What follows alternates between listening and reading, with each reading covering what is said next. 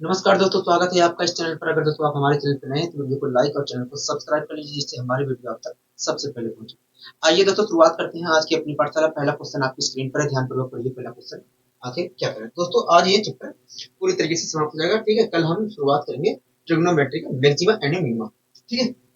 तो पढ़िए इस क्वेश्चन को, देखिए क्या कहना चाह रहा है। तो देखिए इस क्वेश्चन में कह रहा है कि एक गेंद को x मीटर ऊंचाई से धरती पर फेंकी जाती है। कह रहा है एक गेंद है, उसे x मीटर ऊंचाई से धरती पर फेंकी जाती है। हाँ, कह रहा है कि प्रत्येक बार 1/2 गुना पिछले उछाल के बराबर की तुलना में उछलती है। कह रहा है कि हर बार जब उछलती है, जब धरती से टकराएगी तो उछलेगी कहोगे। हाँ, कह रहा है कि जब उछलती है तो पिछले उछाल की तुलना में 1/2 गुना, पिछले उछाल के 1/2 गुना के बराबर उछलती है, ठीक है। कह रहा है कि तो गेंद रुकने तक कुल कितनी दूरी तय कर लेगी। कह रहा है कि बताइए गेंद रुकने तक कुल कितनी दूरी तय कर लेगी। हाँ, हाँ। दोस्तों एक बात बताइए, क्या आपको पता है कि जब फेंका गया x मीटर ऊंचाई से, तो आपको क्या पता है कि गेंद कितने कब रुकेगी कहोगे। नहीं, मतलब आपको पता, जब आपको पता ही ना है तो हम कह सकते हैं भैया गेंद जो है अनंत तक ऐसे ऐसे टब्बा टब्बा खाते रहेगी। हाँ लोग, यहाँ खुद सोचिए, क्या आपको पता है कि बॉल कितने समय बाद रुक जाएगी, कब रुकेगी। तो ये नहीं पता है। जब नहीं पता है तो इसका मतलब क्या है, वो अनंत तक ऐसे चलती रहेगी बॉल। हाँ, हाँ। जब आपको कुछ पता ही ना है तो इसका मतलब क्या है, अनंत तक बॉल टब्बा खाती रहेगी, ठीक है। अब आइए दोस्तों, हम यहाँ पर दोस्तों इस क्वेश्चन को हम करेंगे तो वहां से हम एक कॉन्सेप्ट भी निकालेंगे, जिससे कि हम इस प्रकार के क्वेश्चनों को तेजी से सोल्व कर सके, मुश्किल से 10 सेकंड के अंदर, ठीक है। तो इस क्वेश्चन को लेने का मतलब, इस क्वेश्चन को सोल्व करने का मतलब हमारा यही है कि हम कॉन्सेप्ट यहाँ से चुराएंगे, ठीक है। और इस कॉन्सेप्ट में हम अच्छे तरीके से समझ लेंगे कि अच्छा ये होता है, अच्छा ये होता है, यहाँ से समझेंगे, ठीक है। तो आइए मैं समझाने की कोशिश करता हूँ, ठीक है। आइए मैं समझाने की कोशिश करता हूँ। दोस्तों एक गेंद थी, वो x मीटर ऊंचाई से धरती पर फेंकी गई। दोस्तों एक गेंद थी, x मीटर ऊंचाई से धरती पर फेंकी गई। कोई दिक्कत, कोई परेशानी को नहीं। एक गेंद थी, x मीटर ऊंचाई से धरती पर फेंकी गई। x मीटर ऊंचाई से धरती पर फेंकी गई, कोई दिक्कत, कोई परेशानी को नहीं। अब दोस्तों धरती पर फेंकी गई है तो धरती से टकराएगी कहोगे। हाँ, धरती से टकराएगी। अब धरती से जब टकराएगी तब ये ऊपर उठेगी बॉल कहोगे। हाँ, धरती से जब टकराएगी सीधी सी बात है, ऊपर उठेगी बॉल। अब दोस्तों, अब जब धरती से फिर से टकराई तो फिर से ऊपर उठेगी। दोस्तों ऊपर से आपने फेंका x मीटर, अब धरती से टकराई है तो धरती से ऊपर जाएगी कहोगे। हाँ। अब दोस्तों जब उछाल लेगी फिर से, तो पिछले मुकाबले की तुलना में 1/2 गुना ही उछाल लेती है। 1/2 गुना ही उछाल लेती है। पिछले पिछली पिछले की तुलना में 1/2 गुना ही उछाल लेती है। दोस्तों पिछली बार देखा जाए तो x मीटर ऊंचाई से फेंकी गई थी, तो इस प्रकार देखा जाए तो अब जो है x/2 मीटर ही उछाल लेगी। x/2 मीटर ही उछाल लेगी। दोस्तों इस प्रकार देखा जाए तो अब की वो x/2 मीटर ही उछाल लेगी, ठीक है। x/2 मीटर ही उछाल लेगी। पहली बार वो दोस्तों पिछले मुकाबले की तुलना में 1/2 गुना उछाल लेती है। पिछले मुकाबले में देखा जाए तो x, तो अब लेगी उछाल x/2 गुने का, ठीक है। कोई दिक्कत की परेशानी को नहीं, हमें कोई दिक्कत की परेशानी नहीं। दोस्तों जब टकराई तो यहाँ पर टकराई तो x/2 मीटर ऊंचाई पे गई। अब दोस्तों यहाँ पर गई, फिर से लौटी। तो दोस्तों अगर x/2 ऊंचाई पर गई है तो x/2 ऊंचाई से नीचे आएगी हो गया। हाँ, x/2 मीटर ऊंचाई पे गई है तो x/2 मीटर ऊंचाई से आएगी हो गया। हाँ। अब दोस्तों फिर से आ रही है बॉल,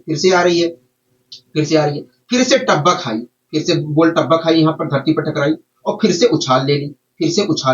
अब दोस्तों उछाल फिर से ले ली है, तो अब जो दोस्तों अब कितनी ऊंचाई पर जाएगा। देखिए पिछले मुकाबले की तुलना में 1/2 गुना ही उछलेगा। दोस्तों पिछले मुकाबले में कितने उछला था हो गया, x/2 गुना उछला था, x/2 मीटर ऊंचाई पर उछला था। यहाँ पिछली बार वो x/2 मीटर ऊंचाई पे उछला था, तो अब कितना उछलेगा हो गया, पिछले मुकाबले की तुलना में 1/2 गुना उछलेगा। मतलब तो इसका मैं 1/2 निकालता हूँ तो आएगा 1/4, क्या आएगा 1/4। मतलब अब वो दूसरी बार बॉल जो है अब की बार वो x/4 मीटर ऊंचाई पे उछलेगा। हाँ, x/4 मीटर ऊंचाई तक उछलेगा। दोस्तों बॉल टकराई यहाँ पर और x/4 मीटर ऊंचाई पर उछल गई, ठीक है। अब दोस्तों फिर से बॉल नीचे आ गई हो गया। हाँ, नीचे आ गई बॉल, नीचे आ गई। दोस्तों अगर x/4 मीटर ऊंचाई तक गई है तो x/4 मीटर नीचे आएगी हो गया। हाँ, x/4 मीटर नीचे आ गई। दोस्तों फिर से बॉल धरती पर टकराई। दोस्तों बॉल जो है फिर से धरती पर टकराई। अब दोस्तों धरती पर टकरा रही है तो फिर से उछलेगी हो गया। हाँ, धरती पर टकरा रही है, सीधी सी बात है, धरती पर टकरा रही है तो फिर से उछलेगी। अब दोस्तों फिर से उछाल लेती है, अब फिर से कितना मीटर ऊंचा जाएगा हो गया। देखिए पिछले मुकाबले की तुलना में 1/2 गुना ही ऊपर जाएगा। तो पिछले मुकाबले में देखा तो x/4 मीटर ऊंचाई पे गया था, तो अब कितना जगह हो गया, इसका 1/2 गुना निकाल दीजिए, इसका 1/2 गुना निकाल दीजिए, तो आएगा x/8। क्या आएगा, x/8 आएगा, x/8 आएगा। हाँ, x/8 आएगा। तो इस प्रकार देखा जाए तो धरती से टकराने के बाद x/8 मीटर ऊंचाई पे जाएगा। अब दोस्तों फिर से नीचे आएगा x/8 मीटर, x/8 मीटर अगर ऊंचाई पे गया है तो x/8 मीटर नीचे आएगा, फिर से हो गया, हाँ फिर से आएगा, फिर से आएगा, फिर से धरती से टकराएगी, फिर से कुछ ऊंचाई पे जाएगी, हो गया, हाँ, और फिर से धरती पर टकराएगी और फिर से कुछ ऊंचाई पे जाएगी, हो गया, हाँ, और ये प्रक्रिया चलती रहेगी अनंत बार, क्योंकि आपको पता ही नहीं है कब बॉल रुकेगी कब नहीं। हाँ, हाँ खुद सोचिए, उसके बाद फिर से हो जाएगा x/16, उसके बाद हो जाएगा x/32, तो ये प्रक्रिया चलती जाएगी, हमें क्या पता कब तक रुक रही है। हाँ, ये प्रक्रिया चलती जाएगी, ये प्रक्रिया चलती जाएगी। तो ये देखा जाए तो ऐसे ही अनंत तक चलती जा रही है, अनंत तक चलती जा रही है, कोई दिक्कत कोई परेशानी हो जाएगी, हमें कोई दिक्कत कोई परेशानी नहीं है। इस क्वेश्चन में समझाने में टाइम लगेगा, लेकिन इसके बाद जो 2-3 क्वेश्चन इसके ऊपर आएंगे, हम चुटकियों में उड़ा के चल देंगे, चुटकियों में उड़ा के चल देंगे, ठीक है। केवल आप समझ लीजिए यहाँ पर फिलहाल के लिए इतना ही, ठीक है दोस्तों, ये अनंत तक चलता जाएगा, ठीक है दोस्तों। एक बात बताइए, हमसे क्या कहा दोस्तों, हमें क्या निकालना है, हमें ये पता करना है कि गेंद रुकने तक कितनी दूरी तय कर लेगी। हाँ ठीक है दोस्तों, x मीटर ऊंचाई से फेंका गया था गेंद, x मीटर ऊंचाई से फेंका गया था, तो पहली बार वो x मीटर दूरी तय किया होगा गेंद ने, हो गया, हाँ। धरती से टकराई है, उसके बाद x/2 मीटर ऊपर गई है, हो गया, हाँ। तो एक तरह से देखा जाए तो फिर से वो x/2 मीटर तय करके ऊपर गई है। अब दोस्तों x/2 मीटर तय करके गई है, तो x/2 मीटर तय करके आई भी है, हो गया, हाँ। तो इस प्रकार देखा जाए तो बॉल ने इतनी दूरी फिर से तय कर ली है। फिर दोस्तों बॉल टकराई है तो x/4 मीटर ऊंची गई है, तो x/4 मीटर फिर से दूरी तय की है। फिर ऊपर से आई है, x/4 मीटर दूरी चलकर, तो फिर से x/4 मीटर दूरी तय कर ली है, हो गया, हाँ। फिर से x/4 मीटर दूरी तय कर ली है। फिर से धरती से टकराई, x/8 मीटर ऊपर चली गई, तो देखा जाए तो गेंद ने फिर से x/8 मीटर दूरी तय कर ली। फिर से धरती से नीचे आई, धरती से कराओ, फिर से x/8 मीटर नीचे आई है। इस प्रकार देखा जाए तो गेंद ने x/8 मीटर दूरी फिर से तय कर ली। हाँ, हाँ। और ऐसे ही आगे प्रक्रिया चलती जा रही है, और ऐसे ही आगे प्रक्रिया चलती जा रही है। आप मेरी बात से सहमत है? हाँ, हम आपकी बात से सहमत हैं। ऐसे ही आगे प्रक्रिया चलती जा रही है, ऐसे ही आगे प्रक्रिया चलती जा रही है। कोई दिक्कत आपको कहोगे नहीं, यहाँ तक तो हमें कोई दिक्कत नहीं, कोई परेशानी नहीं है, यहाँ तक हमें कोई दिक्कत कोई परेशानी नहीं है। आपने अच्छे तरीके से समझाने का प्रयास किया है, ठीक है। इसी में टाइम लग सकता है बस, ठीक है। अगला जो आगे जो क्वेश्चन आएगा उसमें टाइम नहीं लगाएंगे, हम कॉन्सेप्ट यहां से बना लेंगे, जिससे कि आपको क्लियरिटी, ये चीज तो क्लियर हो जाएगा कैसे हो रहा है कैसे नहीं, ठीक है। अब दोस्तों हमें क्या पता करना है, हमें यही पता करना है कि बॉल कितनी दूरी तय करेगा।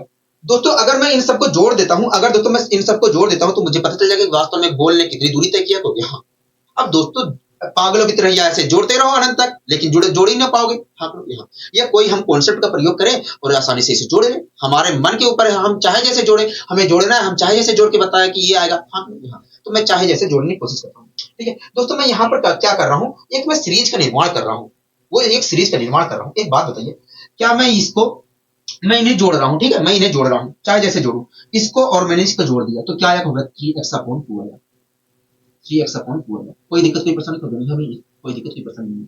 इन दोनों को मैंने जोड़ दिया, 3x/2 आएगा। इन दोनों को अगर मैं जोड़ता हूं तो क्या होगा, देखिए 2 से मल्टीप्लाई ऊपर नीचे कर दीजिए, ये हो जाएगा 2x/4, और यहाँ पर x/4 लिखा है तो हो जाएगा 3x/4, 3x/4 हो जाएगा। जोड़ रहा हूं, ठीक है, जोड़ रहा हूं ऐसे ही। अब इसको जोड़ लिया, इसको जोड़ता हूं तो क्या होगा, देखिए 2 से ऊपर नीचे मल्टीप्लाई कर दीजिए, 2x/8 हो जाएगा, और यहाँ पर x/8 है, 3x/8 हो जाएगा, 3x/8 है। हाँ, कोई दिक्कत कोई परेशानी नहीं, हमें कोई दिक्कत कोई परेशानी नहीं है, हमें कोई दिक्कत कोई परेशानी नहीं है, ठीक है। तो दोस्तों ये सीरीज क्या है, अनंत तक चली जा रही है, तो ये भी तो अनंत तक जाएगी, हो गया, हाँ, ये भी अनंत तक जाएगी, ये भी अनंत तक जाएगी। कोई आपको यहाँ तक कोई दिक्कत कोई परेशानी नहीं है, हमें यहाँ तक कोई दिक्कत कोई परेशानी नहीं है, हमें कोई दिक्कत कोई परेशानी नहीं है। हमें जोड़ना है, ठीक है, हमें जोड़ना है। हमने थोड़ा सा इसमें जोड़ा, उसके बाद यहाँ पर बना लिया, अब थोड़ा सा इसमें जोड़ेंगे, उसके बाद हम अपना पूरे तरीके से जोड़ के बता देंगे कि भैया ये आएगा, ठीक है। एक बात बताइए, आपको ये नहीं दिख रहा है, आपको ये दिख रहा है कुछ, तो भैया हमें नहीं दिख रहा। मैंने कहा ध्यान से देखिए, ये एक सीरीज का निर्माण हो रहा है, ये गुणोत्तर श्रेणी का निर्माण हो रहा है, ये गुणोत्तर श्रेणी का निर्माण हो रहा है। आप ध्यान से देखिए, आप देख रहे हैं कि 3x/2 लिखा है, उसके बाद आधा हो गया 3x/2 का, उसके बाद इसका 3x/4 का अगली बार आधा हो गया है, और यही प्रक्रिया चलती जा रही है अनंत तक। हाँ, तो यहाँ पर देखा जाए तो ये क्या है, गुणोत्तर से, और यहाँ पर आप देख रहे हैं कि अगर मैं यहाँ पर दो टर्मों के बीच का अनुपात निकालता हूँ, दो किन्हीं भी दो टर्मों के बीच का अनुपात, इस श्रेणी में किन्हीं भी दो टर्मों के बीच का अनुपात निकालता हूँ, वो अनुपात क्या है, बराबर है। और जब बराबर है तो ये क्या है, एक गुणोत्तर श्रेणी है। हाँ, जहां पर सार्वनुपात का मान क्या है, एक से कम है। हाँ, तो इसे जोड़ने के लिए मैं क्या लगा सकता हूँ, गुणोत्तर श्रेणी के अनंत टर्मों का योग का फॉर्मूला लगा सकता हूँ। इन्हें जोड़ने के लिए मैं गुणोत्तर श्रेणी के अनंत टर्मों का फॉर्मूला लगा सकता हूँ। गुणोत्तर श्रेणी के अनंत इस चीज को जोड़ने के लिए गुणोत्तर श्रेणी के अनंत टर्मों के योग का फॉर्मूला लगा सकता हूँ। हाँ, ठीक है दोस्तों, आपको पता है कि गुणोत्तर श्रेणी के अनंत टर्मों का योग जो होता है, दोस्तों आपको पता है कि गुणोत्तर श्रेणी के अनंत टर्मों का जो योग होता है, वास्तव में अनंत टर्मों का जो योग होता है वो होता है a अपॉन 1 माइनस आर होता है कि नहीं, हो गया। हाँ, ये होता है जहां पर a क्या है, पहला टर्म है। a क्या है, पहला टर्म है। पहला टर्म क्या होगा, 3x/2 है। 3x/2 है। 3x/2 है। r की वैल्यू क्या है, कहोगे देखिए r देखा जाए तो यहाँ पर r की वैल्यू क्या है, अगर इससे आप डिवाइड करते हो तो 1/2 आएगा। इस प्रकार 1/2 ही हमारी क्या है, r की वैल्यू है। ठीक है, तो 1 में से 1/2 घटाऊंगा तो आएगा 1/2 ही, 1/2 ही आएगा। हाँ, 1/2 ही आएगा। और 2 से 2 कैंसिल हो जाएगा तो इस प्रकार आया 3x। तो इन सबको जोड़ने पर क्या रहा, 3x। मतलब देखा जाए तो बोल रुकने तक बोल के द्वारा तय की गई दूरी कुल कितनी होगी, 3x मीटर होगी। हाँ, इसका मतलब क्या है, गेंद रुकने तक कुल मिलाकर बॉल ने 3x मीटर की दूरी तय कर ली होगी। बताइए, कोई दिक्कत नहीं, परेशानी कोई नहीं। तो दोस्तों ये मैंने आपको पूरा विस्तार तरीके से समझाया, ये मैंने आपको पूरे विस्तार तरीके से अच्छे तरीके से एक्सप्लेन करने की कोशिश की है। आशा करता हूं दोस्तों ये चीजें समझ में आई होंगी। ठीक है, एक बात बताइए, ये एक गुणोत्तर श्रेणी बन रही थी, को यहाँ ये गुणोत्तर श्रेणी बन रही थी दोस्तों, ये गुणोत्तर श्रेणी बनकर निर्माण हुआ है। हाँ दोस्तों, एक बात, ये गुणोत्तर श्रेणी के अनंत टर्मों के योग निकालने के लिए आपको क्या किस चीज की जरूरत पड़ती है, क्योंकि देखिए अगर गुणोत्तर श्रेणी के अनंत टर्मों का योग निकालना है, गुणोत्तर श्रेणी के अनंत टर्मों का योग निकालना है, तो हमें उस योग को निकालने के लिए पहले टर्म की जरूरत पड़ती है और सार्व अनुपात की जरूरत पड़ती है। आप खुद देखिए, पहले टर्म की जरूरत पड़ी है और सार्व अनुपात की जरूरत पड़ रही है। हाँ दोस्तों, इस प्रकार में क्वेश्चन में एक ही वैल्यू पहला टर्म आपने कैसे निकाला है, देखिए इस प्रकार के दोस्तों, आप यहाँ पर खुद देखिए, इस प्रकार के क्वेश्चन में पहला टर्म आपने कैसे निकाला, देखिए जितने मीटर ऊंचाई पर, आप खुद देख रहे हैं कि जितने मीटर ऊंचाई से फेंकी गई थी, उसके बाद जितनी मीटर ऊंचाई पे उछली है, वही हमारा क्या बन रहा है, पहला टर्म बन रहा है। आप खुद देखिए दोस्तों, पहला जो टर्म है वो कुछ और नहीं है, जितने मीटर ऊंचाई से फेंकी गई थी और उसके बाद जितने मीटर ऊंचाई पर उछली है, वही हमारा क्या बना है, पहला टर्म बना है। हाँ, वही हमारा पहला टर्म बना है। और ये चीज तो आपको पता चलिए को यहाँ। और सार्व अनुपात क्या बना है, को देखिए जितने प्रत्येक बार जितना उछाल ले रहा है, जितना गुना उछाल ले रहा है, वही हमारा सार्व अनुपात बन रहा है। सार्व अनुपात बन रहा है। आप खुद देखिए, जितनी बार उछाल बना है, जितनी बार हर गुना, जितनी बार, ठीक है, आप यहाँ पर खुद देखिए प्रत्येक बार कितने गुना उछाल ले रहा है, वही तो हमारा सार्व अनुपात बना है, कहोगे हाँ। तो यहाँ पर देखा जाए तो 1/2 गुना हर बार उछाल ले रहा है, कहोगे हाँ, तो 1/2 गुना ही क्या है, सार्व अनुपात है। ठीक है, तो आपको ये बात ध्यान रखना है कि इस प्रकार के क्वेश्चन में जितने ऊंचाई से फेंका जाएगा, उसके बाद जितने मीटर उछाल लेगा, वही हमारा पहला टर्म बनेगा। और जितना गुना प्रत्येक बार उछलेगा, वही हमारा सार्व अनुपात होगा। क्या होगा, सार्व अनुपात होगा। तो अगर आपको ये चीजें पता चल गई है, तो इस प्रकार के क्वेश्चन में आपको टाइम लगना ही ना था। अगर मैं होता तो मैं कैसे सोल्व करता, आइए देख लेते हैं। ठीक है दोस्तों, एक बात बताइए, कितने मीटर ऊंचाई से फेंकी गई है, गेंद कहोगे x मीटर ऊंचाई से फेंकी गई है। ठीक है, x मीटर ऊंचाई से। लेकिन आपको ये पता होना चाहिए भैया, गुणोत्तर श्रेणी का निर्माण होगा, अनंत टर्मों का योग निकलेगा, ये आपको पता होना चाहिए। ठीक है दोस्तों, कितने मीटर ऊंचाई से फेंकी गई है, कहोगे x मीटर ऊंचाई से फेंकी गई है। ठीक है, अब दोस्तों x मीटर ऊंचाई से फेंकी गई है, तो जब टकराएगी तो ऊपर उछलेगी, कहोगे हाँ। अब उछाल कितना लेगी, कहोगे पिछले जितने मीटर ऊंचाई से फेंकी गई है, उसके आधे गुने के बाद उछलेगा, मतलब x/2 गुना उछलेगा, कहोगे हाँ। ठीक है, अब दोस्तों मैं इसे जोड़ देता हूं, तो आया 3x/4। तो ये आ गया हमारा पहला टर्म। क्या आ गया, पहला टर्म आ गया, ये हमारा पहला टर्म आ गया। ठीक है, पहला टर्म आ गया। अब दोस्तों मुझे पता है, आपको ये पता होना चाहिए कि गुणोत्तर श्रेणी का निर्माण होगा। ठीक है, अनंत टर्मों का योग हमें निकालना पड़ेगा, गुणोत्तर श्रेणी के अनंत टर्मों का योग निकालना पड़ेगा। हमारा पहला टर्म आ गया 3x/2। अब दोस्तों हर बार 1/2 गुना उछाल ले रहा है, कहोगे हाँ। तो इस प्रकार देखा जाए तो सार्व अनुपात क्या है, 1/2। ठीक है, अब दोस्तों पहले टर्म को अगर मैं 1 माइनस आर से भाग देता हूं, तो गुणोत्तर श्रेणी के अनंत टर्मों का योग निकल जाएगा। हाँ, तो 1 लिखा और आर की वैल्यू लिखा, सार्व अनुपात लिखा 1/2 माइनस। आपको पता है कि एक में से 1/2 घटाएंगे तो 1/2 ही बचेगा, और ये पूरा कैंसिल हो जाएगा, ये पूरा कैंसिल हो जाएगा। इस प्रकार आया 3x। क्या आया, 3x। इस प्रकार कह सकते हैं कि भैया बॉल रुकने तक या गेंद रुकने तक गेंद के द्वारा कुल तय की गई दूरी क्या होगी, 3x मीटर होगी। क्या होगी, 3x मीटर होगी। तो दोस्तों आपने खुद देखा कि मैंने कैसे यहीं पर सोल्व कर दिया, ये सब बनाने की मुझे जरूरत ही ना थी। लेकिन ये चीज तब होगा जब आप इसे एक दो बार अच्छे तरीके से समझ लेंगे, उसके बाद आप ऐसे कर सकते हैं। ठीक है, तो आइए हम इसके ऊपर क्वेश्चन ले लेते हैं एक दो, जिससे और क्लियरिटी हमारे अंदर आ सके। ठीक है दोस्तों, पहला क्वेश्चन आप पढ़िए, देखिए इसके ऊपर पहला क्वेश्चन। ठीक है, मैंने आपको बहुत अच्छी तरीके से समझाने की कोशिश की है, अपना पूरा इसमें जी जान लगाया है। ठीक है, लिखा है कि एक गेंद को 500 मीटर ऊंचाई से धरती पर फेंकी जाती है, धरती पर फेंकी जाती है। आप लोग यहाँ कह रहा है कि प्रत्येक बार 4/5 गुना पिछले उछाल के बराबर की तुलना में उछलती है। कह रहा है गेंद रुकने तक कुल दूरी ज्ञात करें। ठीक है, कुल दूरी ज्ञात करें। दोस्तों आपको अच्छी तरीके से पता है कि दोस्तों क्या आपको पता है, दोस्तों आपको अच्छी तरीके से पता है कि इस प्रकार के क्वेश्चन में गुणोत्तर श्रेणी का निर्माण होना है। हाँ, आपने घुमाया, गुणोत्तर श्रेणी का निर्माण होना है। दोस्तों आपको ये भी बात पता है कि दोस्तों आपको ये भी बात पता है कि जो गुणोत्तर श्रेणी का निर्माण होगा वो अनंत टर्म तक जाएगा। आप लोग यहाँ अनंत टर्म तक जाएगा। तो तो हम तेजी से करते हैं, आपको सब चीजें पता है, हम तेजी से यहाँ पर करने की कोशिश करते हैं। ठीक है दोस्तों, एक बात बताइए, 500 मीटर ऊंचाई से गेंद फेंकी गई है कब, यहाँ तो दूसरी बार जब 500 मीटर ऊंचाई से फेंकी गई है, 500 मीटर ऊंचाई से फेंकी गई है, तो जब टकराएगी तो उछाल कितना लेगी कब, देखिए पिछली बार की तुलना में 4/5 गुना उछलेगी। तो 500, मैंने 500 का 4/5 गुना निकाला, 4/5 गुना निकाला तो आया 900। क्या आया, 900। तो ये 900 क्या है, पहला टर्म बनेगा, ये हमारा 900 हमारा पहला टर्म बनेगा। कोई दिक्कत कोई परेशानी नहीं, हमें कोई दिक्कत कोई परेशानी नहीं है, हमें कोई दिक्कत कोई परेशानी नहीं है। मैंने कहा ठीक है। अब दोस्तों आपको अच्छी तरीके से पता है कि दोस्तों आपको अच्छी तरीके से पता है कि गुणोत्तर श्रेणी के अनंत टर्मों का जो योग होता है a/1 - r होता है, a/1 - r होता है। ये बात आपको पता है कब, हाँ मतलब अगर मैं a को 1 - r से भाग दे देता हूं तो मुझे वास्तव में उस गुणोत्तर श्रेणी के अनंत टर्मों का योग मिल जाएगा। हाँ तो मैंने यहाँ पर पहला टर्म हमारा 900 आया और इसे मैंने भाग भाग भाग दे दिया 1 - r से। आर की वैल्यू क्या होगा, देखिए हर बार 4/5 गुना उछल रही है, तो इस प्रकार देखें तो आर की वैल्यू 4/5 है। आप डायरेक्ट लिख सकते हैं। ठीक है, 4/5 को हम 1/5 लिखकर डायरेक्ट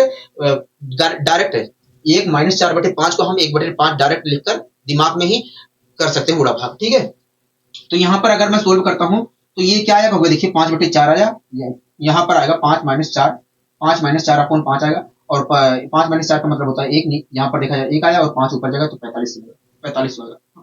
क्या आएगा, 45 होगा। इस प्रकार दोस्तों देखा जाए तो गेंद के द्वारा तय की गई कुल दूरी कितनी होगी, 4500 मीटर होगी। क्या होगी, 4500 मीटर होगी, 4500 मीटर होगी। ठीक है, 4500 मीटर होगी। दोस्तों यहाँ पर सारी चीजें मैं एक्सप्लेन नहीं कर सकता हूँ, ठीक है, पहले बता रहा हूँ, क्योंकि वहां पर मैंने एक्सप्लेन कर दिया अच्छे तरीके से, आपको पता होना चाहिए कि ऐसे ऐसे होगा। ठीक है, अब आइए दोस्तों हम बढ़ते हैं अपने अगले क्वेश्चन की ओर। दोस्तों अगला क्वेश्चन देखिए क्या कहना चाह रहा है, देखिए अगला क्वेश्चन कह रहा है कि एक गेंद 600 मीटर ऊंचाई से नीचे धरती पर फेंका जाता है। कह रहा है गेंद प्रत्येक बार में 2/3 गुना पिछले उछाल के बराबर की तुलना में उछलती है। कह रहा है तो गेंद रुकने तक कुल कितनी दूरी तय कर लेगी। ठीक है दोस्तों, मैंने बताया था पहला टर्म कैसे निकालते हैं, और मैंने बताया था कि सर्वानुपात क्या होता है, हाँ सर्वानुपात क्या होता है मैंने बताया था कि नहीं, तो यहाँ बताया था। ठीक है, तो आप बताइए पहला टर्म क्या होगा। देखिए 600 मीटर ऊंचाई पर फेंकी गई है, मैंने कहा तो वे देखिए जब वो उछाल लेगी तो वे देखिए उछलेगी वो पिछले मुकाबले की तुलना में 2/3 गुना, मतलब हो गया, मतलब देखा जाए तो उछाल लेगी इतने मीटर। हाँ तो वे देखिए जो पहला टर्म होता है जितने मीटर ऊंचाई से फेंका जाता है उसके बाद जितने मीटर उछलता है वही हमारा पहला टर्म होता है, उसका योग ही पहला टर्म होता है। तो मैंने 600 मीटर ऊंचाई से फेंकी गई थी और उछाल लेगा इतना गुना, इतना उछाल लेगा, इस प्रकार देखें तो इनका योग ही क्या होगा, पहला टर्म होगा। 3 दूनी 6, 3 दूनी 6, तो 200 आया, यहाँ से 200 आया, 400, 1000 आ जाएगा। इस प्रकार देखें तो पहला टर्म क्या है, 1000 है। कोई दिक्कत की परेशानी को नहीं। अब दोस्तों आपको अच्छी तरीके से पता है कि अगर मैं पहले टर्म को 1 - r से भाग दे देता हूं तो हमारा क्या मिलेगा, 1 - r से भाग दे दोगे तो हमारा ये हमें ये बात पता चल जाएगी गेंद के द्वारा तय की गई दूरी मिल जाएगी। हाँ ठीक है दोस्तों, आर की वैल्यू क्या है, 2/3 है। 2/3 को मैं 1/3 लिखकर डायरेक्ट सोल्व कर सकता हूँ। ठीक है, यहाँ पर मैं घटा भी ले रहा हूँ। ठीक है, जो एक में से हमें 2/3 घटाना है मैं दिमाग में घटा ले रहा हूँ, 2/3 का मतलब 1/3। ठीक है, तो 1/3 से मैंने भाग दे दिया, 1/3 से भाग दूंगा तो ऊपर जाएगा 3 और 3000 आ जाएगा। क्या आ जाएगा, 3000 आ जाएगा। मतलब देखा जाए तो गेंद रुकने तक कुल मिलाकर गेंद के द्वारा 3000 मीटर दूरी तय की जाएगी। हाँ 3000 मीटर दूरी तय की जाएगी। बताइए कोई दिक्कत कोई परेशानी को नहीं, हमने उस कॉन्सेप्ट को समझा है बस, और कुछ नहीं है। ठीक है, आशा करता हूँ दोस्तों ये चीजें समझ में अच्छी तरीके से आई होंगी, आशा करता हूँ दोस्तों ये चीजें अच्छी तरीके से समझ में आई होंगी। ठीक है, अब आइए दोस्तों, हम कुछ और यहाँ पर सीखने की कोशिश करते हैं, कुछ और नया सीखने की कोशिश करते हैं। ये क्वेश्चन अलग है, ठीक है, पूरा चीज वैसे ही है, पूरा पैटर्न वैसे ही है, थोड़ा सा, ठीक है, आपको इसमें भी समय नहीं लगेगा जब आप बार बार प्रैक्टिस कर लेंगे, ठीक है। कह रहा है एक वर्ग की भुजा 16 सेंटीमीटर है, कह रहा है एक वर्ग की भुजा 16 सेंटीमीटर है तथा वर्ग की भुजाओं के मध्य बिंदु को मिलाकर अनंत वर्ग बनाया गया है, अनंत वर्ग बनाया गया है। कह रहा है तो इस प्रकार बने प्रत्येक वर्ग का क्षेत्रफल इतना योग ज्ञात करिए। कह रहा है कि तो इस प्रकार बने प्रत्येक वर्ग का क्षेत्रफल ज्ञात करिए। हाँ, हाँ, ठीक है, मैं यहाँ पर वर्ग बनाने की कोशिश करता हूँ, ठीक है, जिससे आपको क्लियरिटी आ जाए, जिससे आपके अंदर क्लियरिटी आ जाए, जिससे आपके अंदर क्लियरिटी आ जाए। आप इस पे मत जाइए कि ये वर्ग नहीं है, ये नहीं है, ठीक है। हाथ से बना रहा हूं तो तिरछा तो होगा ही जरूर, हो गया, हाँ, हाथ से बना रहा हूं तो तिरछा तो जरूर होगा।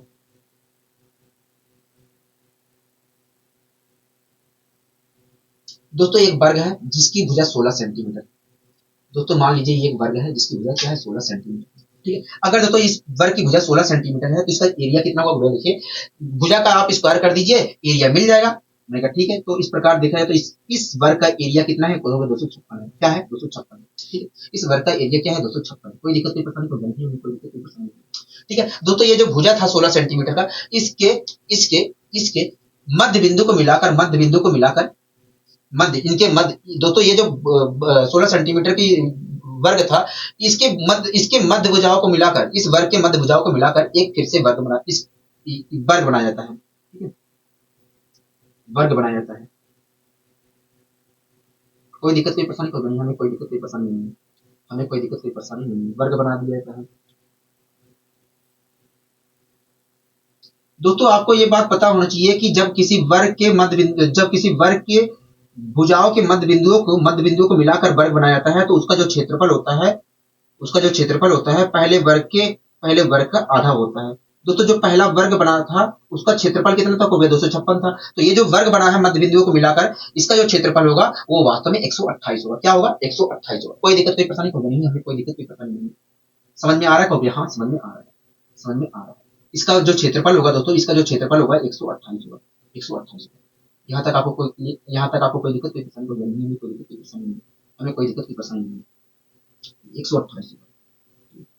अब दोस्तों ये जो वर्ग बना है इसके अंदर फिर से बनाया जाता है वर्ग, इसके अंदर फिर से बनाया जाता है वर्ग, मध्य बिंदुओं को मिलाकर फिर से बनाया जाता है वर्ग, फिर से बनाया जाता है वर्ग। अब दोस्तों इसका जो क्षेत्रफल होगा, जिसके अंदर बनाया गया उसके क्षेत्रफल का आधा होगा। इसका क्षेत्रफल कितना था जो बना था अंदर, 128 था, तो इसका जो क्षेत्रफल होगा 64 होगा, इसका जो क्षेत्रफल होगा 64 होगा, ठीक है। कोई दिक्कत की परेशानी होगा नहीं, कोई दिक्कत की परेशानी नहीं। अब दोस्तों फिर से वर्ग बनाया जाता है, इसके अंदर मिलाकर ऐसे फिर से वर्ग बनाया जाता है।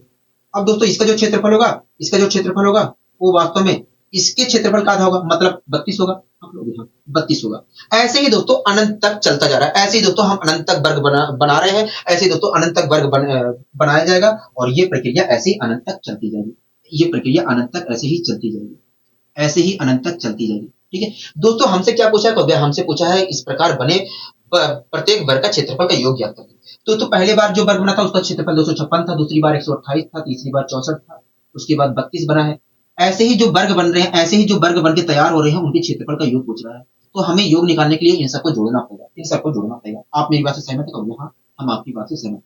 अगर मुझे इनको सोल्व करना है तो मुझे पता करना है कि सभी इस प्रकार बने सभी वर्ग के क्षेत्रफल क्या होगा, तो मुझे क्या करना पड़ेगा, इन सबको जोड़ना पड़ेगा, इन सबको जोड़ना पड़ेगा, हाँ, इन सबको जोड़ना पड़ेगा। आप मेरी बात से सहमत है? हाँ, हाँ, आपकी बात से सहमत है, पूरी तरीके से सहमत है, ठीक है। तो दोस्तों अब मैं चाहे जैसे जोड़ू, मेरा मन मैं चाहे जैसे जोड़ू, हाँ, हाँ। दोस्तों अगर आप यहाँ पर ध्यानपूर्वक देख रहे हो तो ये गुणोत्तर श्रेणी का निर्माण हो रहा है, गुणोत्तर श्रेणी का निर्माण हो रहा है, जहां पर आर की वैल्यू जो सार अनुपात है वास्तव में 1 से कम है, हाँ। तो दोस्तों ये गुणोत्तर श्रेणी के अनंत टर्मों का, अगर मैं गुणोत्तर श्रेणी के अनंत टर्मों के योग का फॉर्मूला लगा दूं तो मैं आसानी से जोड़ के बता सकता हूँ, हाँ। तो बताइए, देखिए गुणोत्तर श्रेणी के अनंत टर्मों का योग जो होता है, गुणोत्तर श्रेणी के अनंत टर्मों का जो योग होता है ए क्या है, 256, ए अपॉन 1 माइनस आर होता है, ए अपॉन 1 माइनस आर होता है, 1 माइनस आर। आर की वैल्यू क्या है, आर की वैल्यू यहाँ पर देखें तो 1/2 आधा गुना आधा हो जा रहा है ना, हर बार आधा हो जा रहा है, तो आर की वैल्यू सीधी सी बात है 1/2 होगी। अगर आप निकालना चाह रहे हो तो निकाल भी सकते हो, अगर आप निकालना भी चाह रहे हो तो निकाल सकते हो। हर बार क्या हो रहा है, आधा हो रहा है, इसलिए देखा जाए तो आर की वैल्यू 1/2 ही होगी, ठीक है। अब इसे मैं सोल्व करूंगा तो आएगा 512, क्या आएगा, 512। इस प्रकार हम कह सकते हैं कि इस प्रकार बने प्रत्येक वर्ग प्रत्येक वर्ग का कुल क्षेत्रफल का योग जो होगा वो 512 होगा। क्या होगा? 512 होगा। 512 होगा। बताइए कोई दिक्कत कोई परेशानी कोई नहीं है, कोई दिक्कत कोई परेशानी नहीं है, हमें कोई दिक्कत कोई परेशानी नहीं है। अब बात आती है कि मैं तेजी से कैसे कर सकता हूँ। ठीक है दोस्तों, हम आपको अच्छी तरीके से पता है दोस्तों, इस प्रकार के क्वेश्चन में हमेशा गुणोत्तर श्रेणी का ही निर्माण होना है। इस प्रकार के क्वेश्चन में हमेशा गुणोत्तर श्रेणी का ही निर्माण होना है, तो घबराइए मत। अब आपको अच्छी तरीके से पता है कि इस प्रकार के क्वेश्चन में हमेशा गुणोत्तर श्रेणी का निर्माण होगा, और आपको ये भी बात पता है कि गुणोत्तर श्रेणी के अनंत टर्मों का योग निकालने के लिए पहले टर्म की जरूरत पड़ती है और आर की जरूरत पड़ती है, सार्वनुपात की जरूरत पड़ती है। तो पहला टर्म में तो सीधी सी बात है, आपको दिख रहा है 256, पहली बार जो क्षेत्रफल होगा 256 होगा, उसके बाद 128 होगा क्षेत्रफल, उसके बाद 64 होगा। आपको पहला तो टर्म मिल गया 256, पहले टर्म में आपको मिल गया 256। हम हर बार क्या हो रहा है? आधा हो रहा है, आधा हो रहा है, तो सार्वनुपात क्या है? 1/2 है, कहोगे हाँ। अब एक में से 1/2 घटाऊंगा तो 1/2 ही आएगा, कहोगे हाँ 1/2 ही आएगा। और 1/2 की मल्टीप्लाई अगर 2 ऊपर ले जाता हूं तो 512 आएगा, कहोगे हाँ। इस प्रकार आप बता सकते हैं कि भैया, इस प्रकार आप बता सकते हो कि इस प्रकार बने प्रत्येक वर्ग का कुल क्षेत्रफल 512 होगा। ये सब बनाने की जरूरत नहीं है, ये कब होगा? जब आप बार बार प्रैक्टिस करोगे, जब आप बार बार प्रैक्टिस करोगे। हाँ, बताइए कोई दिक्कत कोई परेशानी इस प्रकार के क्वेश्चन में? नहीं, इस प्रकार के क्वेश्चन में तो हमें कोई दिक्कत नहीं है। आपने बहुत आसानी से बता दिया, इतनी तेजी से बता दिया आपने, इतनी तेजी से बता दिया। मैंने कहा हाँ जी, मैंने प्रैक्टिस किया इसलिए मैं तेजी से बता रहा हूँ। ठीक है, अब आइए दोस्तों हम बढ़ते हैं अपने अगले क्वेश्चन की ओर। दोस्तों एक चीज मैं बता देता हूँ, ठीक है, ये हमारा ज्योमेट्री से संबंधित है। ठीक है दोस्तों, जब किसी त्रिभुज के हम जब किसी त्रिभुज की भुजाओं के मध्य बिंदु को मिलाकर त्रिभुज का निर्माण करते हैं, तो उसका जो क्षेत्रफल होता है, पूरे क्षेत्रफल का 1/4 हो जाता है। पूरे क्षेत्रफल का 1/4 होता है, मतलब जो क्षेत्रफल हो जाता है वो 4 भागों में बढ़ जाता है। ये बात आपको ध्यान रखनी है। अगर आपको ये बात ध्यान रहती है तो इस प्रकार के क्वेश्चन में, जैसे ये वाला क्वेश्चन हमने किया है, वैसे ही चुटकी में ये वाला क्वेश्चन उड़ा सकते हैं मुश्किल से 10 सेकंड के अंदर, 10 सेकंड के अंदर ही उड़ा सकते हैं। आपको ये बात ध्यान रखना है कि अगर किसी त्रिभुज के मध्य बिंदुओं को मिला किसी त्रिभुज के भुजाओं के मध्य बिंदुओं को मिलाकर हम एक त्रिभुज का निर्माण करते हैं, तो उसका जो क्षेत्रफल होता है वो वास्तव में पूरे त्रिभुज के क्षेत्रफल का 1/4 होता है। मतलब त्रिभुज बनाने पर पूरा क्षेत्रफल 4 भागों में बढ़ जाता है, 4 इक्वल भागों में बढ़ जाता है। आप मेरी बात से सहमत है? क्योंकि हाँ, हम आपकी बात से सहमत हैं। तो आइए हम इस क्वेश्चन को भी करने की कोशिश करते हैं। पहले ऐसे फिगर बनाएंगे, उसके बाद हम सॉल्व भी करेंगे। ठीक है दोस्तों, एक समकोण त्रिभुज है। समकोण त्रिभुज की भुजाएं 6, 8 और 10 सेंटीमीटर है। दोस्तों एक समकोण त्रिभुज है जिसकी भुजाएं 6, 8 और 10 सेंटीमीटर है। इस त्रिभुज की भुजाओं के मध्य बिंदुओं को मिलाकर एक नया त्रिभुज बनाया जाता है। ठीक है, और ये प्रक्रिया अनंत तक दोहराई जाती है, मतलब अनंत तक ऐसे त्रिभुज बनाया जा रहा है। हम कह रहा है तो इस प्रकार बने त्रिभुज का क्षेत्रफल का कुल इस प्रकार बने त्रिभुज का कुल क्षेत्रफल क्या होगा? मैं डायरेक्ट करवा दूं तो डायरेक्ट करवा दीजिए, कोई दिक्कत नहीं है, जैसे हमने वर्ग किया है वैसे ही। ठीक है दोस्तों, एक बात बताइए, जो समकोण त्रिभुज है, ये जो समकोण त्रिभुज भुजाएं दी गई हैं 6, 8, 10, इसका क्षेत्रफल क्या होगा? कोई देखिए, अगर हम लंबाई और लंबाई कह रहा हूँ, ऊंचाई और बेस और ऊंचाई की मल्टीप्लाई का आधा कर देते हैं तो हमारा त्रिभुज का क्षेत्रफल मिल जाता है, समकोण त्रिभुज का बनेगा। ठीक है, तो वे देखिए यहाँ पर देखा है तो बेस, चाहे बेस 6 मान लीजिए, चाहे जो मान लीजिए 6, 8 में से कुछ भी मान सकते हैं। 6, 8, 48, 48 का आधा मैंने किया तो 24 आया। तो इस प्रकार देखा जाए तो जो समकोण त्रिभुज है उसका क्षेत्रफल कितना है? 24। क्या है? 24 है। कोई दिक्कत कोई परेशानी कोई नहीं। अब दोस्तों उसके अंदर जो त्रिभुज बनाया जाएगा, समकोण त्रिभुज के अंदर जो त्रिभुज बनाया जाएगा, उसका जो क्षेत्रफल होगा इसका 1/4 होगा, क्योंकि ये जो क्षेत्रफल है पूरे 4 भागों में बढ़ जाएगा।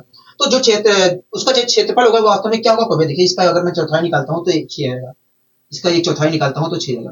कोई दिक्कत कोई परेशानी कोई नहीं। उसके बाद फिर से दोस्तों अब दोस्तों जो दूसरा त्रिभुज बना है उसके अंदर फिर से त्रिभुज बनाया जाएगा। अब उसका जो क्षेत्रफल होगा दोस्तों इसके 1/4 होगा, इसका 1/4 अगर मैं निकालता हूं तो 3/2 आएगा। हाँ, ऐसे ही ये प्रक्रिया अनंत तक चलती जाएगी। ठीक है दोस्तों, ये वास्तव में गुणोत्तर श्रेणी का ही निर्माण हो रहा है। अगर दोस्तों मैं यहाँ पर देखूं, ये गुणोत्तर श्रेणी का ही निर्माण हो रहा है। ठीक है दोस्तों, हमसे कह रहा है इस प्रकार बने त्रिभुज का कुल क्षेत्रफल क्या है? तो दोस्तों पहली बार जो त्रिभुज बन रहा है उसका क्षेत्रफल 24 है, दूसरी बार जो बन रहा है उसका क्षेत्रफल 6 है, तीसरी बार जो बन रहा है उसका क्षेत्रफल 3/2 है। ऐसे अगर दोस्तों मैं सबको जोड़ देता हूँ तो मैं बता सकता हूँ कब। अब जोड़ने के लिए मैं चाहे जिस तरीके का प्रयोग करूँ, ये तो मेरे ऊपर डिपेंड करता है कब। हाँ, तो मैंने जोड़ने के लिए यहाँ पर गुणोत्तर श्रेणी के अनंत टर्मों का योग का फॉर्मूला लगा दिया, क्योंकि ये गुणोत्तर श्रेणी का निर्माण हो रहा है। गुणोत्तर श्रेणी कहती है कि भैया पहले टर्म को 1 - r से भाग दे दो 1 - r से भाग दे दो तो हमारा मिल जाएगा। हो गया। हाँ दोस्तों, हर बार क्या हो रहा है? 1/4 हो जा रहा है, 1/4 हो जा रहा है, 1/4 हो रहा है कि नहीं? हो गया। हाँ, इस प्रकार देखा जाए तो r की वैल्यू क्या है? 1/4 है। अब दोस्तों 1/4 को मैं 1 में से घटा के सोल्व कर ले रहा हूँ तो 3/4 आएगा, तो मैं 3/4 से सीधे भाग दे रहा हूँ। ठीक है, 3 अट्ठे 24, 8 चौक 32। तो इस प्रकार देखा है तो सबका क्षेत्रफल सब इस प्रकार बने त्रिभुज सभी इस प्रकार बने सभी त्रिभुज क्षेत्रफल निकालने पर उनका योग आ रहा है। इस प्रकार बने सभी त्रिभुज के क्षेत्रफल का योग निकालने पर सब आ रहा है 32। हाँ, तो इस प्रकार हम कह सकते हैं कि भैया अगर यह प्रक्रिया अनंत तक दोहराई जा रही है तो इस प्रकार बने त्रिभुज का क्षेत्र कुल क्षेत्रफल जो होगा 32 सेंटीमीटर स्क्वायर होगा। तो सीरीज बनाने की जरूरत नहीं है, आपको पहला टर्म मिल गया। पहले हमें ये बात पता चल गई है कि भैया जो हमारा पहला टर्म होगा ये होगा हमारा, वो वास्तव में 24 होगा, क्योंकि क्षेत्रफल हमारा 24 आ रहा है। कब यहाँ ये बात हमें पता चल गई है कब यहाँ। और ये भी बात पता है कि सर्व अनुपात जो होगा वो वास्तव में 1/4 होगा, क्योंकि जो त्रिभुज बन रहा है हर बार क्या होगा 1/4 हो जा रहा है, हर बार 1/4 हो जा रहा है। तो यहाँ पर सर्व अनुपात देखा जाए तो 1/4 है। अब 1/4 का मतलब अगर 1 में से 1/4 घटा दो तो 3/4 आएगा। तो 3/4 से आप डायरेक्ट डिवाइड करके 24 को 3/4 से डायरेक्ट डिवाइड करके आप बता सकते हैं। तो टाइम लगना नहीं है, केवल समझने का फेर है। ठीक है, अब आइए दोस्तों हम बढ़ते हैं अपने अगले क्वेश्चन की ओर।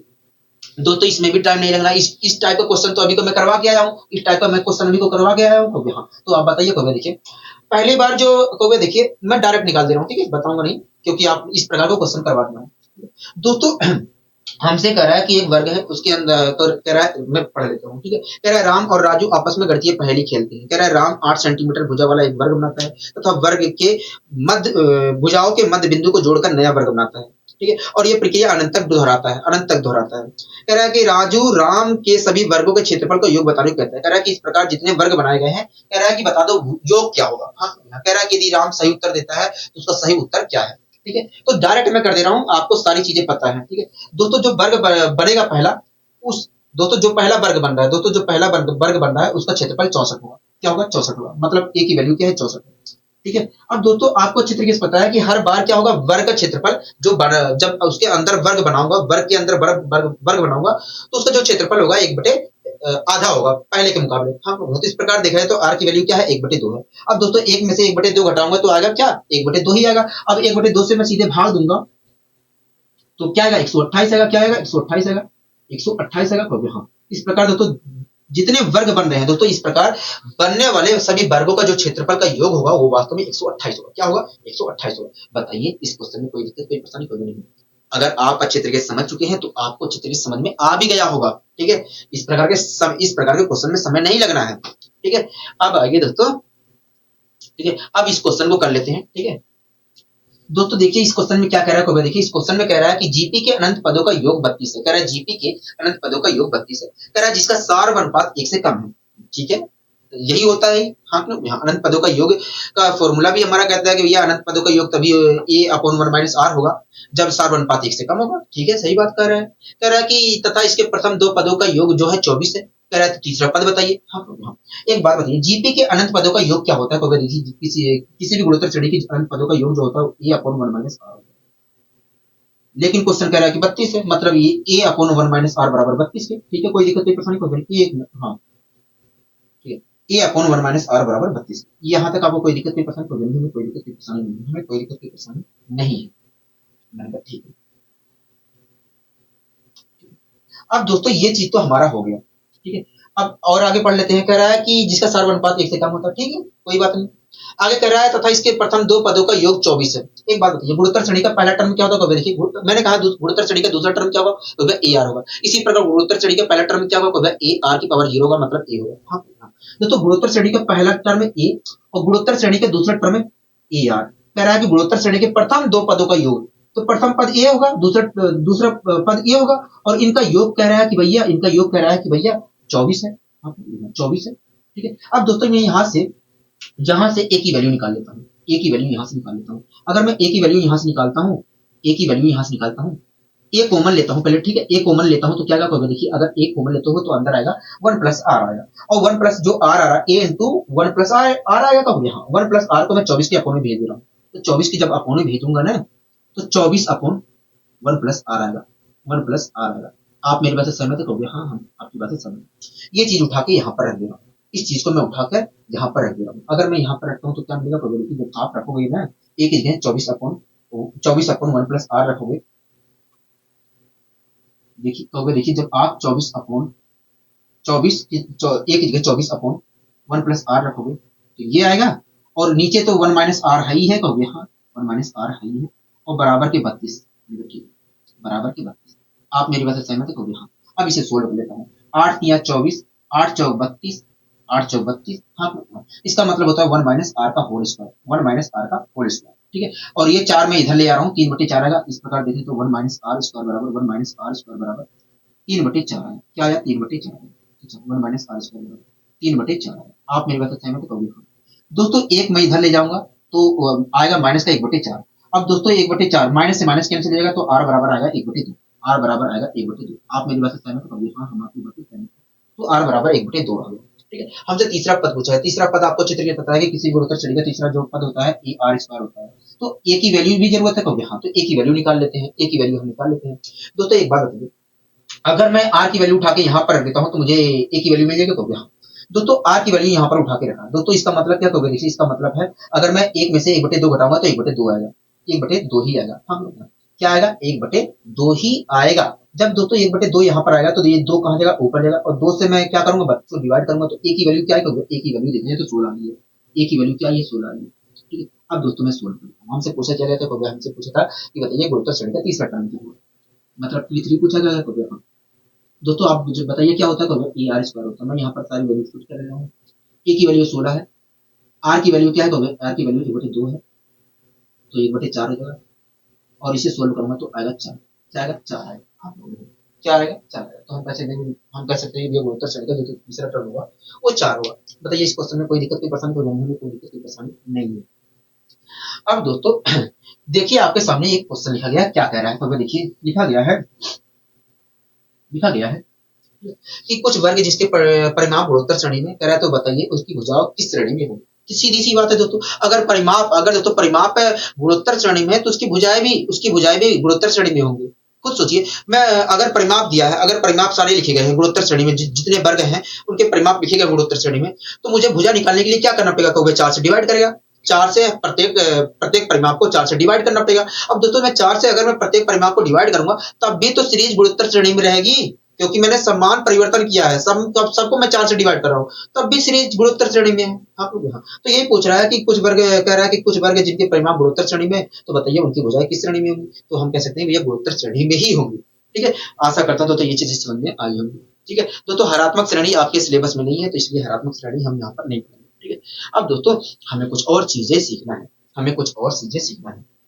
ठीक है दोस्तों।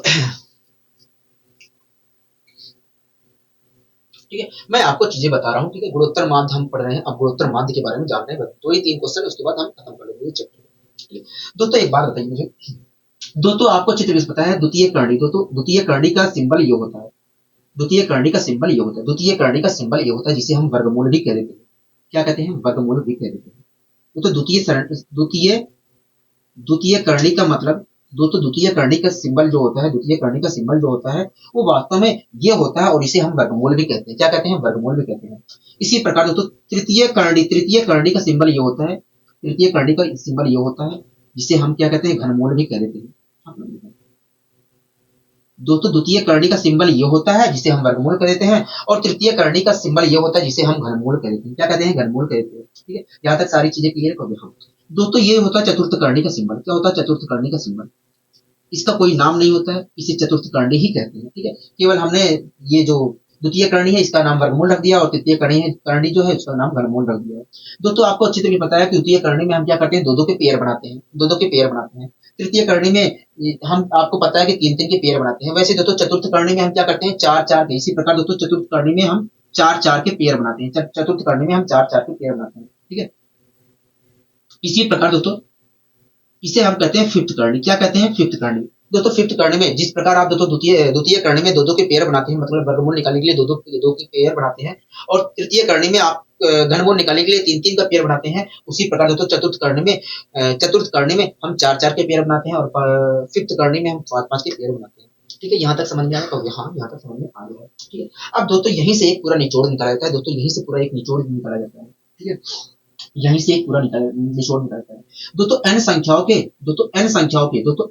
के nवीं करणी, दोस्तों n संख्याओं के nवीं करणी को ही दोस्तों n संख्याओं के दोस्तों n संख्याओं के nवीं करणी को ही दोस्तों n संख्याओं के nवीं करणी को ही हम क्या कहते हैं, गुणोत्तर माध्य कहते हैं।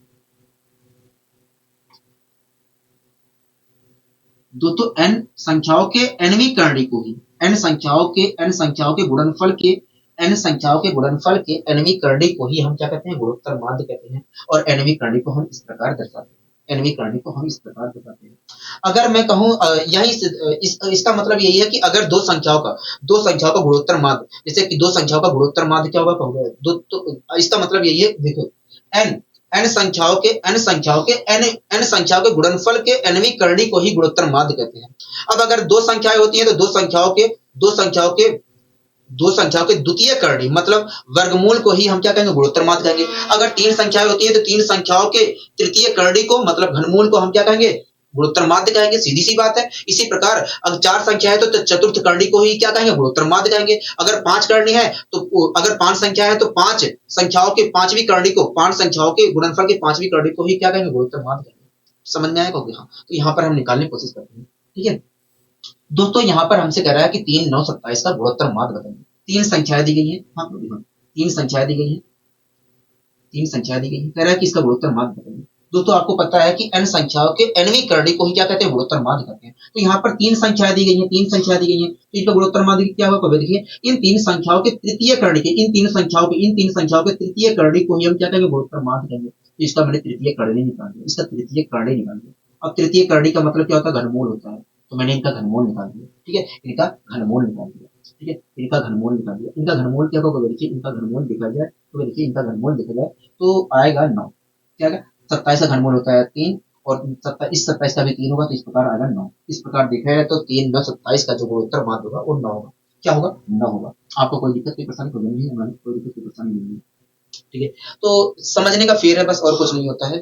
ठीक है, अब अगला देखिए क्वेश्चन क्या कह रहा है, देखिए कह रहा है कि निम्नलिखित का गुणोत्तर माध्य बताइए। हाँ, चार संख्याएं दी गई हैं, 2, 4, 8, 16, 32। हाँ, कह रहा है कि ये जो पांचों संख्याएं दी गई हैं इनका गुणोत्तर माध्य क्या होगा। हाँ, दोस्तों आपको चित्र में पता है कि n संख्याओं के nवीं करणी को ही हम क्या कहते हैं, गुणोत्तर माध्य कहते हैं। तो अगर ये पांच संख्या है तो पांच संख्याओं के पांचवी करणी को, इन पांच संख्याओं के पांचवी करणी को ही क्या कहेंगे, गुणोत्तर माध्य कहेंगे। पांचवी करणी का सिंबल क्या होगा, पांचवी करणी का सिंबल ये होगा। हाँ, अब दोस्तों पांचवी करणी हमें निकालना है तो यहाँ पर क्या करना पड़ेगा, पांच पांच के पेयर बनाने के लिए। ठीक है, पांच पांच के पेयर बनाने के लिए, तो यहाँ पर हम पांच पांच के पेयर बना लेते हैं, ये नंबर सिस्टम का हिस्सा है। ठीक है, नंबर सिस्टम का हिस्सा है। अब दोस्तों एक बात बताइए, 32 का अगर मैं पांचवी कड़ी निकालता हूं तो 2 आएगा। इसी प्रकार 8 चौक 32, ये इस 4 और 8 का पांचवी कड़ी निकालता हूं तो 2 आएगा, और 16 और 2 का निकालता हूं तो 2 आएगा। तो 32 में से एक 2 निकला, एक 32 इस 4 8 में से 2 निकला, और एक 16 2 में से 2 निकला। हाँ, इस प्रकार दोस्तों देखा जाए तो 2 कितनी बार निकल कर आ रहा है, 3 बार। इस प्रकार हम कह सकते हैं कि भैया 2, 4, 8, 16, 32 का जो गुणोत्तर माध्य होगा वो 8 होगा। क्या होगा, 8। बताइए कोई दिक्कत कोई परेशानी तो नहीं, हमें कोई दिक्कत कोई परेशानी नहीं है, नहीं है। ठीक है, तो दोस्तों अगला क्वेश्चन तो अपने आप ही कर लेना। ठीक है, मैं इस क्वेश्चन को करवा देता हूँ जिससे जल्दी से खत्म हो जाए। दोस्तों इस क्वेश्चन में क्या कह रहा है, देखिए इस क्वेश्चन में कह रहा है कि दो संख्या ए और बी का तो ए और बी का एक गुणोत्तर माध्य कह रहा है का गुणोत्तर माध्य उसके समांतर माध्य से 20% कम है। हाँ, कह रहा है कि जो गुणोत्तर माध्य है उसके समांतर माध्य से 20% कम है। तो कह रहा है कि ए और बी का अनुपात बताइए, हाँ, ठीक है, एक बात बताइए, दो संख्याएं ए और बी है, उनका गुणोत्तर माध्य क्या होगा, देखिए दो संख्याओं के द्वितीय कर्ण, क्योंकि देखिए दो संख्याओं की द्वितीय करणी को ही हम कहते हैं गुणोत्तर माध्य कहते हैं। इस प्रकार देखा जाए तो देखिए n संख्याओं के nवीं करणी को हम गुणोत्तर माध्य कहते हैं। इस प्रकार देखा जाए तो दो संख्याओं के द्वितीय करणी को हम गुणोत्तर माध्य कहेंगे। इस प्रकार देखा जाए तो गुणोत्तर माध्य ए और बी का ये होगा, गुणोत्तर माध्य ये होगा। हाँ, ए और बी का गुणोत्तर माध्य ये होगा। ठीक है, एक बात बताइए, ए और बी का समांतर माध्य क्या होगा, देखिए ए और बी का समांतर माध्य जो होगा ए प्लस बी अपॉन 2 होगा। हाँ, औसत को ही समांतर माध्य कहते हैं, ठीक है, औसत को ही समांतर माध्य कहते हैं। कोई दिक्कत कोई परेशानी कोई दिक्कत कोई परेशानी नहीं। दोस्तों इस क्वेश्चन में कह रहा है कि जो गुणोत्तर माध्य है, गुणोत्तर जो माध्य है समांतर माध्य से 20% कम है। 20% की 1/20 की फ्रैक्शन होती है 1/5, मतलब 1/5 कम है। अगर 1/5 कम है तो 4/5 है, कहोगे हाँ। दोस्तों देखा जाए तो गुणोत्तर माध्य जो है समानांतर माध्य का 4/5 गुना है, क्या 4/5 गुना है। हाँ, इसका मतलब यही है कि अगर समानांतर माध्य हमारा 5 है तो गुणोत्तर माध्य हमारा कुल मिलाकर 4 है। ठीक है, इस प्रकार देखा जाए तो गुणोत्तर माध्य और समांतर माध्य का अनुपात क्या है, 4/5। यहाँ पर देखा जाए तो गुणोत्तर माध्य और समांतर माध्य का अनुपात 4/5 ये है, लेकिन क्वेश्चन के अनुसार देखा तो ये है, मतलब ये बराबर है इसकी। ठीक है, आप मेरी बात से सहमत कहोगे हाँ, हम आपकी बात से सहमत। अब मैं इसे सोल्व कर लेता हूँ। दोस्तों ये वास्तव में रूट का से, ये वास्तव में चाहे मैं 2 लगाऊं चाहे ना लगाऊं, क्योंकि आपको अच्छी तरीके से पता है कि रूट के आगे जो वर्गमूल होता है वहां पर 2 छिपा होता है। ठीक है, तो चाहे मैं लगाऊं चाहे ना लगाऊं, ये तो मेरे ऊपर निर्भर करता है। ठीक है, हटा देता हूं क्योंकि जिससे कंफ्यूजन कम हो। अब दोस्तों मैं इसे सोल्व कर लेता हूँ। ठीक है, एक बात बताइए, 2 ऊपर जगह यहाँ पर मल्टीप्लाई में पहुंचेगा और इस 2 से हम इसे काटेंगे कहोगे हाँ, तो यहीं से काट देते हैं। 2/5 आ गया, क्या आ गया 2/5। अच्छा एक मिनट काटिए मत काटिए मत काटिए मत काटिए।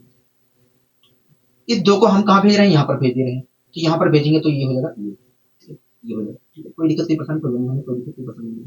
अब दोस्तों मैं क्या कर ले रहा हूँ यहाँ पर, योगान इसे मैं पलट ले रहा हूँ, इसे मैं पलट ले रहा हूँ। अगर मैं पलटता हूँ, पूरे चीज को मैं पलट रहा हूँ, ठीक है, तो मुझे वास्तव में